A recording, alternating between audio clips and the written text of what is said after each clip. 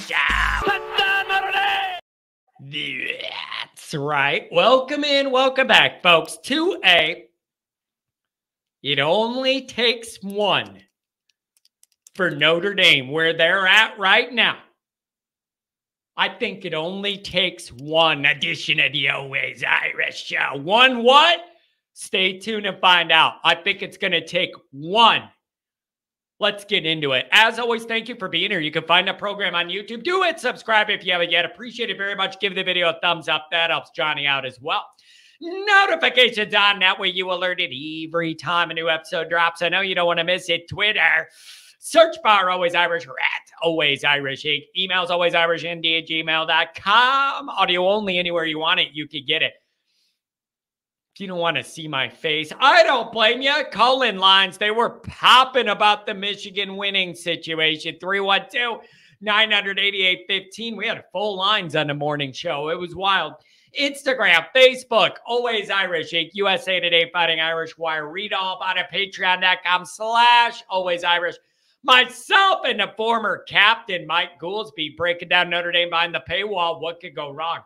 All right.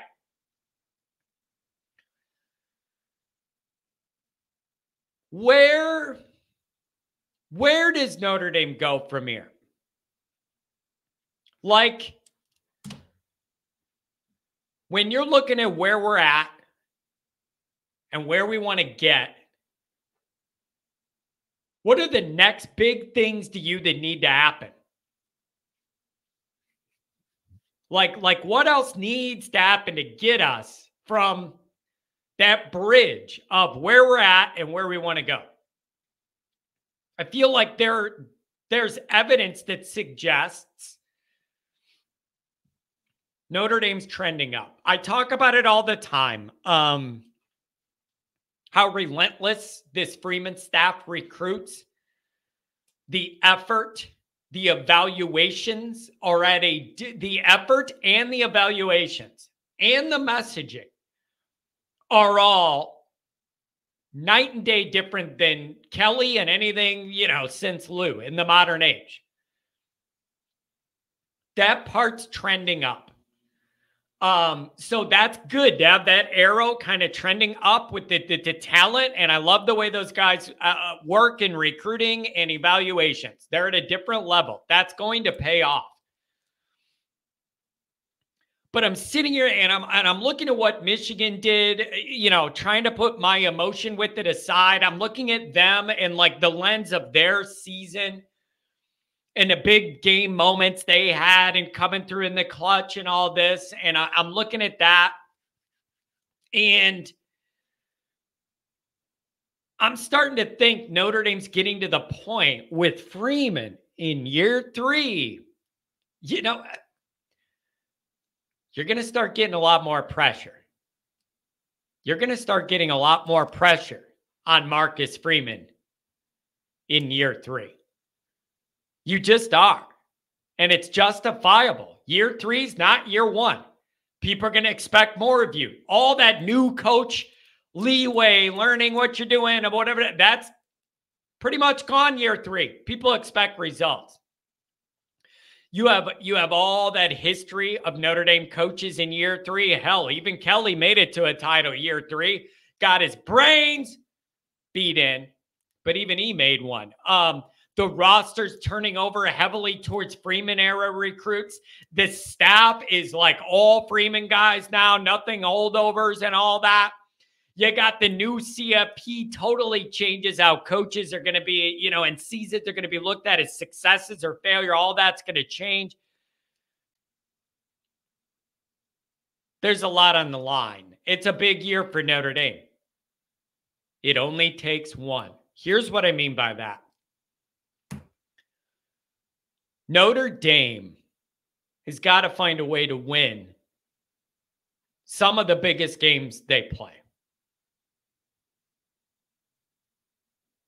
And it really upsets me to say that because the first 100 years of Notre Dame football was built on Notre Dame being the team then when the game's on the line, they make the plays, they find a way to win. Whether they pile it on you early or do a comeback special, the first 100 years of Notre Dame football history was built on Notre Dame winning those biggest moments.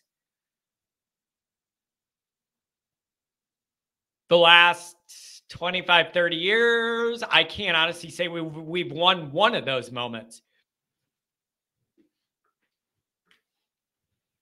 It's been a long time. It's been a damn long time. And the issue is, when you start stacking decades of failing in the biggest moments against the biggest teams when the lights are brightest, I don't know what that does, but it can't be good. I don't know what that does, but it can't be good when you start stacking decades of here's the biggest game of the year and Notre Dame loses it and plays bad. I think starting with this next year, you're starting to get enough different type of bodies and talent around this Notre Dame program now. I'm starting to think you're at the point where you just need one breakthrough and the floodgates open. Are you following me? That means when you play at Georgia in 17, you win that game. That means when you have Ohio State at home, you win that game. That kind of stuff. And I'm just starting to feel like this is one of those situations and dynamics where if you could break through and get one of those, it would open everything up. There's just the pressure of all that hanging over the program goes away. Everybody builds confidence. Look, we can do this. Everybody builds confidence. There's momentum in that. And I just think you're off to the races. But every time Notre Dame's in one of those moments, they haven't gotten it done. They just haven't gotten it done. I'm talking about the biggest games on your schedule. Don't reference me. What about when we beat USC bad? Oh, you mean USC with 5 or 6 losses? Yeah, bro, super impressive. Talking the best teams you play on the schedule. Ohio State's the best example of what I mean. You had every opportunity to change the whole narrative around your program, force people to talk about you the way they talk about the elites by beating Ohio State. You had that all in your grasp, and you let it go. You let it go. You let him off the hook. Denny Green, you let him off the hook. All it's going to take is one, I think. You get one of those moments and Notre Dame emerges victorious. I got a feeling it'll open the floodgates. I don't know why I'm saying it. I just feel like there's this big cap right now. And it overlapped with the Kelly era and things before because Kelly never won those games either. There's always one blowout every year.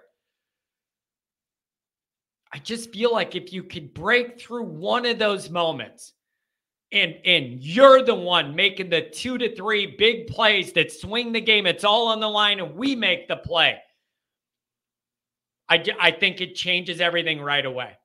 I think Notre Dame's getting to be to that point at a program where once you break through that seal, I think this thing really takes off. But Notre Dame has failed in that moment for multiple decades. It's not the easiest thing to break out of. And that was my number one frustration with the Ohio State result was that was a game that could have changed the narrative. No matter what else happened the rest of the year with us or anything, that one would have changed the narrative. It would have forced the narrative to change. You had it in the palm of your hand and you let them go at home. You let him off the hook at home. Bro, that kills me. That was the type of win 18 years since Bush push, maybe 19 now that the year changed. Like that's Notre Dame's got to find a way. And I think If you could just do it once, it'll open the floodgates. Now, this leads me to another aspect of saying it just takes one.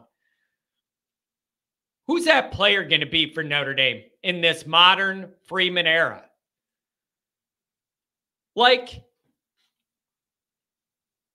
I need somebody to take charge of this shit and be like, no, we're not losing tonight. I am going to turn into a psycho, and I'm running all over the field, and I'm going to make enough plays that we're going to win this damn game. That's something else Notre Dame has not had. They have not had for ages a player that could just like single-handedly change a game. Whether it's a quarterback that could just turn it on and he makes all the right reads or runs around and or whatever, a quarterback doing all that, or a D lineman who gets 4 sacks in the biggest game against the best opponent, ruins their day and we win, or you know, a Manti Te'o type guy like a performance he had against Michigan in 2012 at home.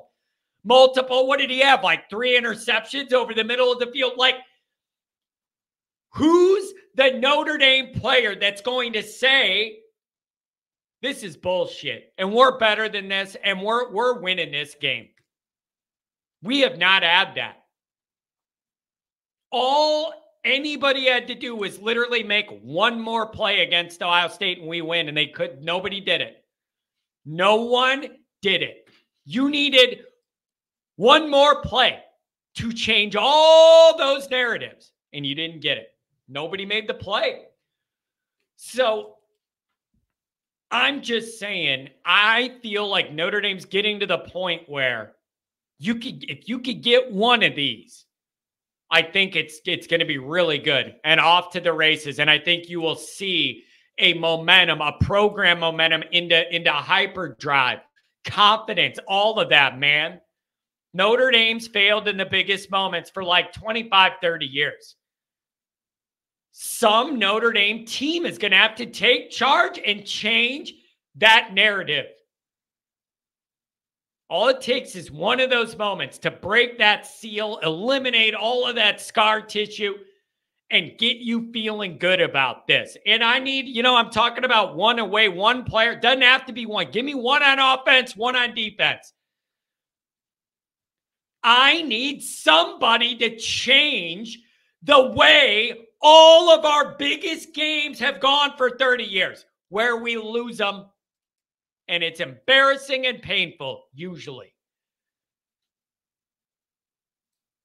I think this program's getting to that point where if you could get one of them, a lot of things start to change. And I'm very interested to see which iteration of Notre Dame, which combination of coaches and players and player leadership, what group is going to be the one that says, we've had enough and we're winning this damn game and we're changing all the ways people talk about us. No more. We have not been there. We have not been good enough to do that in a long time. All it takes is one. I'm telling you, this is starting to get to that point where it could be exciting moving forward. But you got to break that seal and be the real deal. Is that Texas A&M? You get that big SEC road win against oil money talent week 1? Better be. It better be, because there's no way any Notre Dame fan can feel like you're heading in the right direction or have momentum if you lose week 1. It's just a physical impossibility. To be all excited all spring and all off season in August then you lose week 1. Bro, kill your momentum. But one of these years, one of these teams, some of these players have got to put their foot down. Enough is enough. And they be the ones that those handful of plays that really dictate who wins and loses a big game. They never go in our favor, you guys. None of those plays ever go our way. They say there's like usually 3 to 5 plays that literally dictate who wins or loses a big game. We never get those plays. We never, ever, ever get those plays to go our way in the biggest games. Again, I'm not talking about against Central. I'm talking about the biggest games against the best teams. So I think we're getting to the point where if we could break through that seal, the sky is the limit. And I'm excited to see what group of leadership and players and coaches at Notre Dame are going to be the ones to break through that wall. And I think it's going to be this group. It's just a matter of when. Is it this year? Is it the next year? Like, people want it now. So I think this group can do it, but I need some of them dogs on the team to go, nope, we ain't losing this one. I'm willing us to one more play to victory. God, that Ohio State game's the perfect example of what I'm talking about. 15 different plays. If one Notre Dame guy does one thing differently, we win that game. You did none of them. It was unbelievable. Like 0 for 15 on coaching decisions and plays made that could have made us win. You were 0 for 15. It was unbelievable. Somebody's got to change it. And when you do, I think we're going to like the results. So we're one away, baby. And who's going to be that team that changes the narrative? All it takes is one to bust through that wall and realize, hey, we could do this. We're damn good. We have not had that confidence in a long time, and I'm ready to gain it back. Let me know what you guys think about my you're only one away theory.